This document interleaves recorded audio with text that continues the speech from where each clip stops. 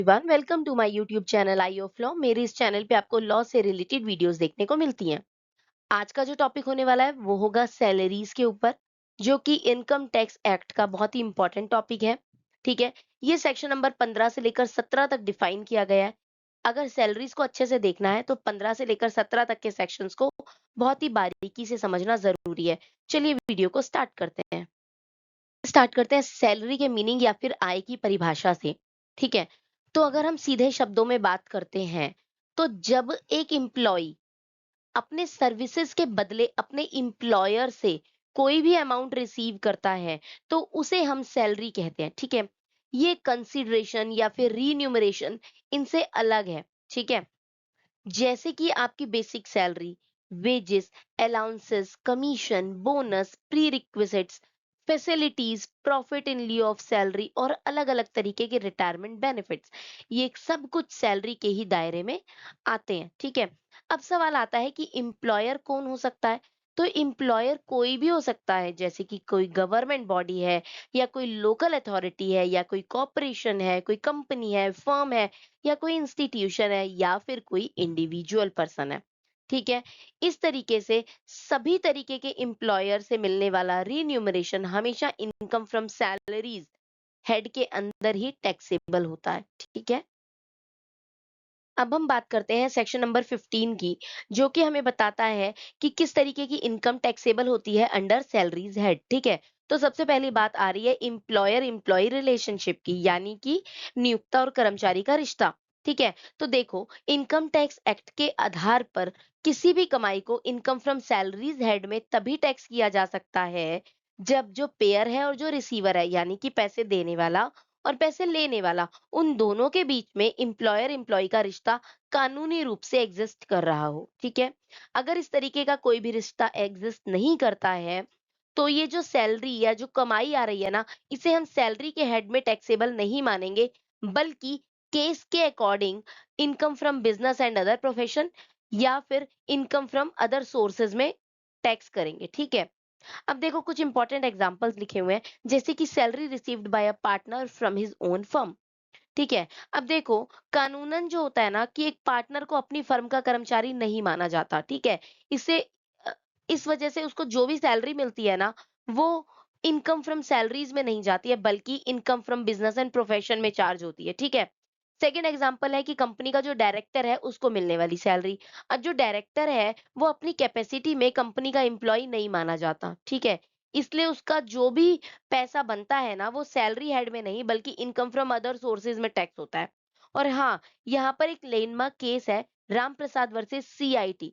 Supreme court में ने इसमें जजमेंट दी थी। सुप्रीम कोर्ट ने इस केस में साफ कर दिया कि अगर किसी मैनेजिंग डायरेक्टर और कंपनी के बीच कॉन्ट्रैक्ट के अंतर्गत एम्प्लॉयर एम्प्लॉय का रिश्ता बनता है, तब उसका जो भी रिन्यूमरेशन बनता है ना, वो सैलरी हेड में ही टैक्स किया जाएगा। ठीक है, इसके बाद इसमें थर्ड एग्जांपल लिखा हुआ है, वो है जो हमारे एमपी और एमएलएज हैं, यानी कि जो हमारे सांसद हैं और जो हमारे विधायक हैं, उनको जो पैसा दिया जाता है, क्योंकि उनका जो रिश्ता होता है वो सरकार के साथ एम्प्लॉयर एम्प्लॉय का नहीं होता है, इसलिए उन्हें जो भी पैसा मिलता है ना, वो इनकम फ्रॉम सैलरीज के में नहीं आता, बल्कि इनकम फ्रॉम अदर सोर्सेज में टैक्स किया जाता है। ठीक है, तो अगर शॉर्ट में कहें तो बिना एम्प्लॉयर एम्प्लॉय के रिश्ते के कोई भी इनकम सैलरी हेड का हिस्सा नहीं बन सकती है। ठीक है, सेक्शन नंबर 15 के पहले पॉइंट ने हमें बताया कि जब पैसा ट्रांसफर हो रहा है ना, तो उन दोनों व्यक्तियों के बीच में एम्प्लॉयर और एम्प्लॉय का रिलेशनशिप होना चाहिए।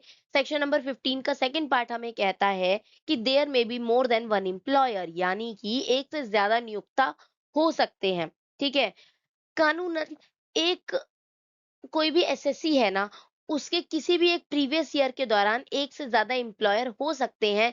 ये बात हमें बताता है सेक्शन नंबर 15 का पॉइंट नंबर 2। हो सकता है वह किसी एक जगह फुल टाइम जॉब कर रहा है और दूसरी जगह वो पार्ट टाइम कर रहा है।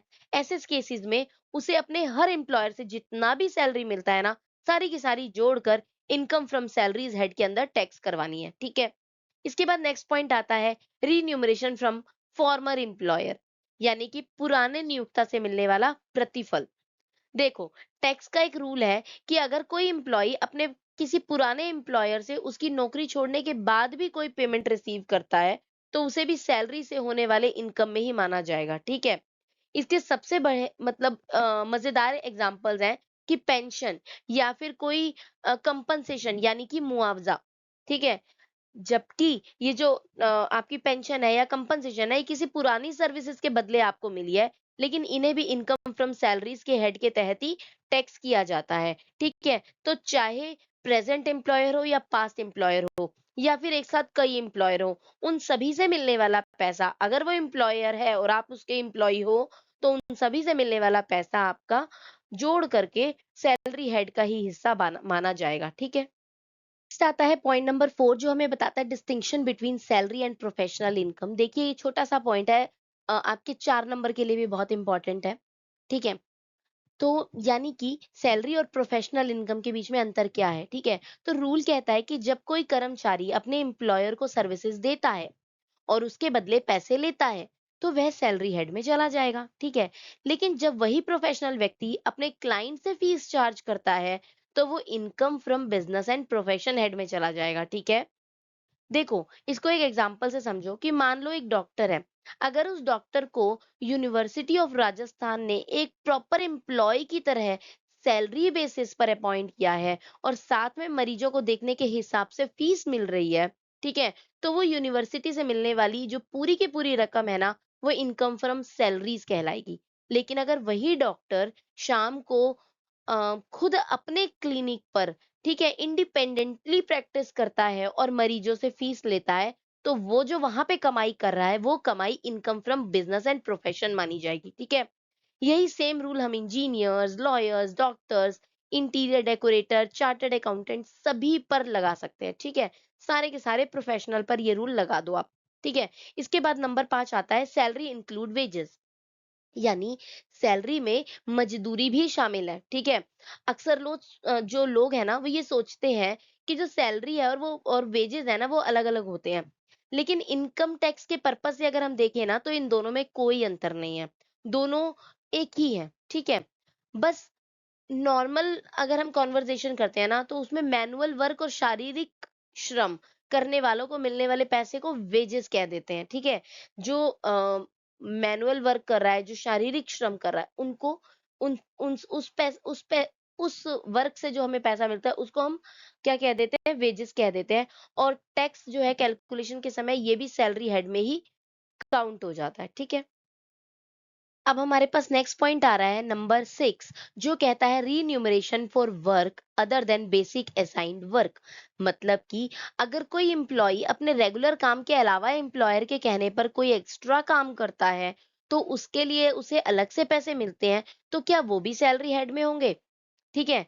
तो जैसे अगर कोई यूनिवर्सिटी टीचर को यूनिवर्सिटी की तरफ से एग्जामिनेशन वर्क के लिए यानी कि क्वेश्चन पेपर सेट करने के लिए, आंसर शीट को चेक करने के लिए या कोई प्रैक्टिकल या वाइवा लेने के लिए कोई एडिशनल रिन्यूमरेशन मिलता है, तो क्या वो सैलरीज हेड में ही आएगा? ठीक है? तो इसका आंसर है कि हाँ, वो भी सैलरीज हेड में ही चला जाएगा। ठीक है? इसके बाद आता है point number 7 remuneration from other person. ठीक है, यहाँ पे देखो रूल बिल्कुल साफ है। अगर आपको अपने एम्प्लॉयर के अलावा किसी तीसरे पर्सन या किसी एक्सटर्नल सोर्स, कोई बाहरी सोर्स से कोई पैसा मिलता है, तो भले ही वे आपकी नौकरी की वजह से मिला हो, उसे सैलरी हेड में नहीं डाला जा सकता। ठीक है? एग्जाम्पल के लिए एक टीचर को किसी प्राइवेट ट्यूशन से कमाई होती है या किसी दूसरी जगह स्पेशल लेक्चर देने के लिए पैसे मिलते हैं या फिर किसी वेटर को किसी कस्टमर से टिप मिलता है, तो वो इनकम फ्रॉम अदर सोर्सेज में जाएगा, ना कि इनकम फ्रॉम सैलरीज में। ठीक है? लास्ट में देखते हैं पॉइंट नंबर 8 जो कहता है लोन फ्रॉम एम्प्लॉयर। यानी कि अगर कोई एम्प्लॉय अपने एम्प्लॉयर से लोन लेता है, ठीक है, जैसे कि मेडिकल लोन हो गया या कन्वेंस लोन हो गया, तो वो आपकी कोई कमाई या इनकम नहीं है, इसलिए उस पर कोई टैक्स नहीं लगेगा। लेकिन यहाँ पे ध्यान रखना, अगर आप एम्प्लॉयर से एडवांस सैलरी लेते हो, यानी कि सैलरी ही एडवांस में उससे ले रहे हो, अभी महीना पूरा नहीं हुआ और आपने अपनी सैलरी की आस कर दी और उन्होंने आपको सैलरी दे दी, तो उसे हम इनकम ही मानेंगे। वो इनकम फ्रॉम सैलरीज का ही पार्ट आएगी और वहीं पे ही टैक्सेबल हो जाएगी, ठीक है? तो लोन और एडवांस सैलरी में ये फर्क हमेशा ध्यान रखना, ठीक है? अब नेक्स्ट पॉइंट देखते हैं सरेंडर ऑफ सैलरी, ठीक है, यानी कि सैलरी का त्याग करना। तो देखो जनरल रूल ये है कि जो सैलरी है ना वो ड्यू बेसिस पर टैक्स होती है, यानी जैसे ही सैलरी ड्यू हुई उस पर टैक्स की लायबिलिटी बन जाती है, ठीक है? अगर कोई एम्प्लॉयी अपनी सैलरी को छोड़ देता है, ठीक है? या फिर फ़ोरगो कर देता है, तो उसे एप्लीकेशन ऑफ इनकम माना जाता है, ठीक है? और उस जो त्यागी हुई सैलरी है ना, उस पर भी उसे टैक्स देना पड़ेगा। लेकिन इसका एक बहुत बड़ा एक्सेप्शन है, अपवाद है यहाँ पे, क्या? कि अगर कोई employee voluntary surrender of salary act 1961 के तहत पब्लिक वेलफेयर के लिए अपनी सैलरी सेंट्रल गवर्नमेंट यानी कि केंद्र सरकार को सरेंडर करता है, तो वो पूरी की पूरी सैलरी जो है, पूरी की पूरी रकम जो है, वो टैक्स फ्री हो जाएगी। ठीक है? इसके बाद आता है हमारे पास पॉइंट नंबर 10, जो कि कहता है वॉलेंटरी पेमेंट बाय एम्प्लॉयर, यानी एम्प्लॉयर द्वारा अपनी मर्जी से किया गया पेमेंट। ठीक है? अब इनकम टैक्स एक्ट इस बात में कोई फर्क नहीं करता कि एम्प्लॉयर आपको कॉन्ट्रैक्ट के तहत पैसा दे रहा है या फिर अपनी मर्जी से दे रहा है।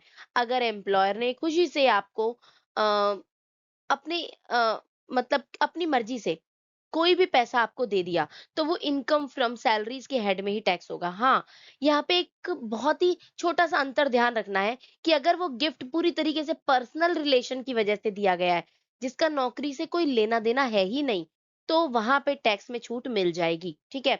इसके बाद आता है पॉइंट नंबर 11, जो हमें कहता है टैक्स फ्री सैलरी।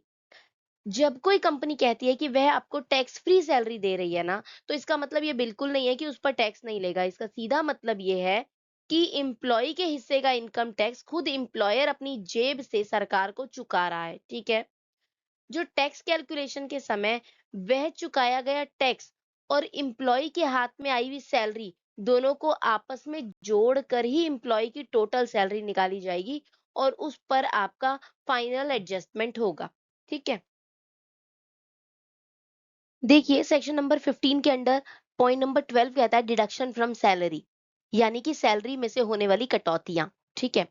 तो जनरल रूल ये कहता है कि अगर आपका एम्प्लॉयर किसी एग्रीमेंट या कानून के तहत आपकी सैलरी में से कुछ पैसे डिडक्ट कर लेता है, यानी कि काट लेता है, जैसे कि लोन की रिकवरी, इनकम टैक्स का पेमेंट, लाइफ इंश्योरेंस प्रीमियम या फिर प्रोविडेंट फंड का कंट्रीब्यूशन या किसी भी क्लब की मेंबरशिप।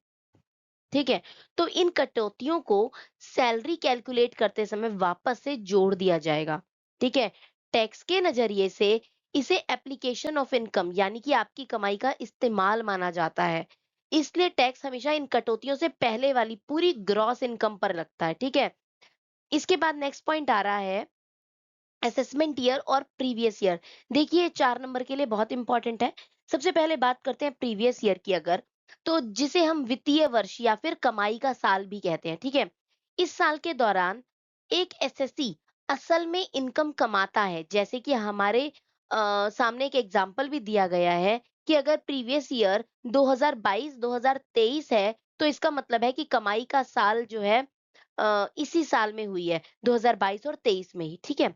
और दूसरा होता है असेसमेंट ईयर, यानी कि वो साल जिसमें जो असेसिंग ऑफिसर है आपकी पिछले साल की कमाई का पूरा हिसाब किताब करता है और उस पर टैक्स कैलकुलेट करता है, यानी कि प्रीवियस ईयर 2022-23 में अगर आपने कमाई की है, तो आपकी इस इनकम पर टैक्स जो लगेगा उसे ठीक अगले साल यानी कि 2023-24 में लग जाएगा। ठीक है? तो सीधे शब्दों में अगर हम बात करें, तो जिस साल हम पैसा कमाते हैं वो होता है हमारा प्रीवियस ईयर, और जिस साल मतलब हम उसका टैक्स पे करते हैं, यानी कि प्रीवियस ईयर से जस्ट नेक्स्ट ईयर हमारा हो जाता है असेसमेंट ईयर, जिसमें हमारी असेसमेंट होती है। अब अगला पॉइंट, पॉइंट नंबर 14 हम देखते हैं अगर आता है, तो वो होता है बेसिस ऑफ चार्ज। ठीक है? अब देखो सेक्शन 15 जो है आईटी एक्ट का, उसके अनुसार कोई भी सैलरी इस हेड के तहत कब टैक्स के दायरे में आएगी। इसके लिए सीधा सा एक नियम है, क्या? ड्यू बेसिस या फिर रिसिप्ट बेसिस, जो भी दोनों में से पहले हो जाए। ठीक है? इसे कानून के हिसाब से ना मुख्य 3 पार्ट्स में बाँटा गया है। पहला पार्ट क्या है? Salary due. चाहे वो आपके प्रेज़ेंट एम्प्लॉयर से हो या पुराने एम्प्लॉयर से हो, अगर वो प्रीवियस ईयर में ड्यू यानी कि देय हो गई है, ठीक है? तो उस पर टैक्स लगेगा, भले ही वो आपको अभी असल में पे नहीं की गई हो, ठीक है? अब दूसरा है सैलरी पेड। अगर आपको अपने वर्तमान या फिर पुराने दोनों में से किसी भी एम्प्लॉयर से सैलरी कानूनी रूप से ड्यू होने से पहले मिल जाती है, यानी कि एडवांस में पे कर दी जाती है, तो उस पर रिसिप्ट बेसिस पर उसी साल टैक्स लग जाएगा। ठीक है? थर्ड है एरियर ऑफ सैलरी, यानी कि अगर पिछले सालों की कोई बकाया सैलरी आपको इस प्रीवियस ईयर में मिल रही है, जिस पर किसी वजह से पहले टैक्स नहीं लगा था, तो वो इस साल टैक्स के दायरे में आ जाएगी। ठीक है? तो अगर हम देखें कि इसके 3 पार्ट्स कौन से हैं, कौन से सैलरी हेड में चार्जेबल होती है, सैलरी ड्यू चाहे पेड हो या unpaid, salary received in advance यानी एडवांस में मिल गई है सैलरी तो इसी साल टैक्सेबल हो जाएगी, एरियर्स ऑफ सैलरीज यानी कि सैलरी का पुराना बकाया जो है, जो पहले टैक्स ना हुआ हो, वो अब टैक्स हो जाएगा। ठीक है? इसे ना एक जनरल एग्जांपल से समझते हैं। मानो कि अगर कोई सैलरी प्रीवियस ईयर 2022-23 के दौरान ड्यू या रिसीव होती है, ठीक है? तो उस पर टैक्स जो होगा वो लीगली कब होगा? अगले साल असेसमेंट ईयर 2023-24 में होगा, ठीक है? सबसे ज्यादा इंपॉर्टेंट टॉपिक देखते हैं हम, जो हमें ये बताता है कि इनकम टैक्स पर्पस से सैलरीज दो तरीके से डिवाइड होती है, ग्रॉस सैलरी और टैक्सेबल सैलरी। सबसे पहले देखते हैं ग्रॉस सैलरी। अब देखिए, कोई भी एम्प्लॉय को अगर अपने एम्प्लॉयर से, ठीक है, कॉन्ट्रैक्ट ऑफ एम्प्लॉयमेंट के तहत यानी कि रोजगार के कॉन्ट्रैक्ट के तहत जो भी कुल रकम मिलती है, टोटल जो भी पैसा मिलता है, चाहे वो मॉनेटरी बेनिफिट हो या कैश या बैंक में, या फिर नॉन मॉनेटरी मतलब किसी सुविधा की तरीके से, ठीक है, और जो इनकम टैक्स एक्ट 1961 के तहत टैक्स के दायरे में भी आती हो, तो उसे क्या कह देते हैं? ग्रॉस सैलरी कह देते हैं। या कि मॉनेटरी और नॉन मॉनेटरी दोनों ही तरीके की पैसे को मिलाकर जो जो भी वैल्यूज होती है उनको मिला करके जब हम ऐड करते हैं तो उसको हम ग्रॉस सैलरी कह देते हैं। ठीक है? अगर हम ग्रॉस सैलरी के कंटेंट को देखें ना, तो वो क्या होता है? बेसिक सैलरी, बोनस, कमीशन और किसी भी तरीके की एक्स्ट्रा फीस, मॉनेटरी और नॉन मॉनेटरी किसी भी तरीके का लाभ, ठीक है, और इसके में अलग अलग तरीके के अलाउंसेस भी आते हैं, ठीक है, रिटायरमेंट के समय और उसके बाद में मिलने वाले बेनिफिट जैसे कि पेंशन, ग्रेजुटी, एन्युटी, ठीक है, लीव इनकैशमेंट, ये सारे profit in Leo of salary यानी कि वेतन के बदले में मिलने वाला लाभ, ठीक है। इसके अलावा रिकॉग्नाइज प्राइवेट जो आपका फंड होता है, ठीक है, आरपीएफ या न्यू पेंशन स्कीम 2004 में जो भी एम्प्लॉयर्स का कंट्रीब्यूशन होता है, ठीक है, वो सभी इस ग्रॉस सैलरी का हिस्सा होता है। अब हम बात करते हैं टैक्सेबल सैलरी या फिर इनकम फ्रॉम सैलरीज। तो देखो, अक्सर लोग क्या सोचते हैं कि जितनी ग्रॉस सैलरी है ना, उस पूरे पर टैक्स देना होगा, लेकिन ऐसा नहीं होता है। टैक्सेबल सैलरी निकालने के लिए हमें ग्रॉस सैलरी में से कानूनन मिलने वाले डिडक्शंस, कटौतियों को माइनस करना होता है। सेक्शन 16 के अंडर जो है हमें 3 कटौतियाँ मिली हुई है, जिसमें पहली है एंटरटेनमेंट अलाउंस यानी कि मनोरंजन भत्ता, और दूसरी है प्रोफेशनल टैक्स यानी कि एम्प्लॉयमेंट टैक्स, जो स्टेट गवर्नमेंट चार्ज करती है, ठीक है। इसके साथ ही एक स्टैंडर्ड डिडक्शन भी दी जाती है हमें, ठीक है। तो अब जब भी हम अपनी पूरी ग्रॉस सैलरी की टोटल वैल्यू में से डिडक्शंस को हटा देंगे, तब हमें क्या मिलेगा? हमें वो फाइनल अमाउंट मिलेगा जो हमारी टैक्सेबल सैलरी है और जिस पे हमें कानूनन जो पैमाने हैं उनके हिसाब से टैक्स देना है, ठीक है? अब हम एक बहुत इंपॉर्टेंट टेबल देखने जा रहे हैं, ठीक है? देखो, अक्सर क्या लगता है ना, अक्सर ये कन्फ्यूजन होता है कि जब हम अलग-अलग अलाउंसेस या फिर टैक्स फ्री अमाउंट की कैलकुलेशन करते हैं, तो वहाँ सैलरी का क्या मतलब लेना है? क्योंकि इनकम टैक्स में हर एक पर्पस के लिए सैलरी की डेफिनेशन थोड़ी बदल दी जाती है, ठीक है? देखो, पॉइंट नंबर 1 में हमें लिखा हुआ है ग्रेच्युटी पेमेंट एक्ट 1972 के तहत, ठीक है? तो य अगर किसी कर्मचारी को इस एक्ट के तहत tax free gratuity amount calculate करना है, तो वहां सैलरी का मतलब होगा आपकी बेसिक सैलरी प्लस डीए यानी कि महंगाई भत्ता, ठीक है। यहाँ डीए हमेशा ही जोड़ा जाएगा, ठीक है। नेक्स्ट पॉइंट में हम देख रहे हैं amount of entertainment, account of entertainment allowance, ठीक है, यानी कि मनोरंजन के भत्ते के लिए, ठीक है, जो डिडक्शन लिमिट है वो तय करने के लिए जब हम सैलरी की वैल्यू देखते हैं तो उसमें सिर्फ और सिर्फ बेसिक सैलरी को ही लिया जाता है, इसके अलावा कुछ भी नहीं जोड़ा जाता। हाउस रेंट अलाउंसेस यानी मकान किराया भत्ता, ठीक है, तो एचआरए की टैक्स फ्री लिमिट निकालने के लिए सैलरी का मतलब होता है basic salary plus DA if allowed under the terms of employment. ध्यान यहाँ पे ये रखना है कि जो डीए है ना, वो तभी जुड़ेगा जब वह नौकरी की शर्तों या रिटायरमेंट बेनिफिट का हिस्सा हो यानी अंडर टर्म्स ऑफ एम्प्लॉयमेंट हो, ठीक है। इसके साथ ही अगर टर्नओवर पर भी कोई फिक्स्ड परसेंटेज कमीशन है ना, तो वो भी जुड़ जाएगा, ठीक है। इसके बाद हम देखते हैं कि जब ग्रेजुटी पेमेंट एक्ट लागू नहीं होता, ठीक है? अभी हमने क्या देखा जब ग्रेजुटी पेमेंट एक्ट लागू हो रहा था। अब हम देखते हैं कि जब ग्रेजुटी पेमेंट एक्ट लागू नहीं होता, अगर कोई एम्प्लॉयी ऐसी जगह जहाँ ग्रेजुटी एक्ट नहीं लग रहा होता, वहाँ टैक्स फ्री ग्रेजुटी निकालने के लिए सैलरी का मतलब बिल्कुल एचआरए की तरह हो जाएगा, यानी basic salary plus DA if allowed under the terms of the employment. ठीक है? इसके बाद अगर हम देखते हैं प्रोविडेंट फंड में, तो जो मतलब प्रोविडेंट फंड के कंट्रीब्यूशन के लिए, तो जब एम्प्लॉयर और एम्प्लॉई का प्रोविडेंट फंड में कंट्रीब्यूशन कैलकुलेट करा जाता है ना, तो सैलरी का मतलब रहता है बेसिक सैलरी प्लस डीए, लेकिन सिर्फ तब जब वह टर्म ऑफ एम्प्लॉयमेंट के तहत अलाउड की गई है। ठीक है? इसके बाद नेक्स्ट आता है अर्न्ड लीव सैलरी, यानी कि अर्जित अवकाश से वेतन। ठीक है कि मतलब जो अर्जित अवकाश है उससे जो हमें वेतन मिला है वो टैक्स फ्री लिमिट कैसे होगी, तो यहाँ भी सेम रूल है। क्या? Basic salary plus DA if allowed under the term of the employment. अब आगे इस टेबल को कंटिन्यू करते हैं नेक्स्ट स्लाइड में। जब हम प्रैक्टिकल क्वेश्चन में रेजिडेंशियल एकोमोडेशन फ्री और एट कंसेशनल रेंट, यानी कि रेंट फ्री या रियायती मकान की वैल्यू कैलकुलेट करते हैं ना, तो वहां सैलरी शब्द का अर्थ ना काफी बड़ा और स्पेसिफिक हो जाता है। देखो, रूल क्या कहता है कि वहां पे सैलरी का मतलब है salary plus allowances plus commission plus bonus, जो आपको अपने एक या एक से अधिक एम्प्लॉयर से मिल रहा होगा। यानी लगभग सभी मॉनेटरी पेमेंट्स इसमें जोड़ने होंगे, लेकिन यहाँ पे सबसे जरूरी बात ये ध्यान रखनी है कि इस टोटल को निकालते समय हमें कुछ खास कंपोनेंट्स को पूरी तरीके से बाहर रखना है, एक्सेप्ट द फॉलोइंग्स। वो फॉलोइंग्स क्या है? डीए। ठीक है? यानी कि महंगाई भत्ता, इसको हम बाहर रखेंगे। महंगाई भत्ता तभी हम जोड़ेंगे जब under the terms of employment हो। ठीक है? इसके बाद आता है टैक्स फ्री अलाउंसेस, यानी कि कोई भी ऐसा भत्ता जो पूरी तरीके से टैक्स फ्री हो, जैसे कि कन्वीनियंस अलाउंस। ठीक है? तो इसको हम बाहर रखेंगे। इसके बाद है employment employers contribution to PF. ठीक है? तो एम्प्लॉयर जो आपके प्रोविडेंट फंड में कंट्रीब्यूशन करता है ना, वो भी इस पर्पस के लिए सैलरी का हिस्सा नहीं माना जाएगा। इसके बाद आता है लमसम पेमेंट, यानी कि नौकरी खत्म होने पर या टर्मिनेशन के समय जो आपको एक पेमेंट मिलता है ना, जैसे ग्रेजुटी हो गई, सर्विसेज पे हो गई, या वॉलंटरी बेनिफिट्स हो गए, लीव इनकैशमेंट हो गई, या पेंशन का कंप्यूटेशन हो गया। ठीक है? इन सबको इस सैलरी की परिभाषा से पूरी तरीके से हम बाहर कर देंगे। ठीक है?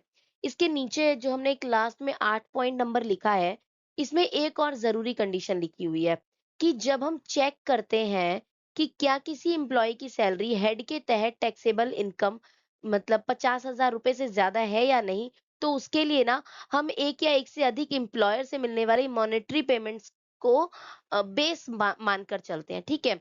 अगर हम इसको इजी लैंग्वेज में बात करें, तो जो मकान की वैल्यू निकालते समय आपको अपनी basic salary, bonus, commission, taxable allowance, इनको तो जोड़ना ही है, लेकिन पीएफ कंट्रीब्यूशन, टैक्स फ्री भत्ते, रिटायरमेंट के समय मिलने वाले लमसम अमाउंट को बिल्कुल हाथ नहीं लगाना है। ठीक है? तो इसी के साथ हमारा ये टॉपिक सैलरीज का खत्म होता है, जो कि बहुत इंपॉर्टेंट है। अगर आपके लिए थोड़ा सा टिपिकल हो रहा है, तो आप लास्ट 2 स्लाइड्स को स्किप भी कर सकते हैं अपने एग्जाम में क्वेश्चन को अटेम्प्ट करते समय। अगर आपको सैलरीज के सेक्शंस में कोई भी डाउट है तो आप मुझे कमेंट में पूछ सकते हैं। इसके साथ ही अगर आपको मेरे वीडियोस पसंद आते हैं तो प्लीज मेरे वीडियो को लाइक करिए, मेरे वीडियोस को शेयर करिए एंड मेरे चैनल को सब्सक्राइब करिए। Thanks for watching.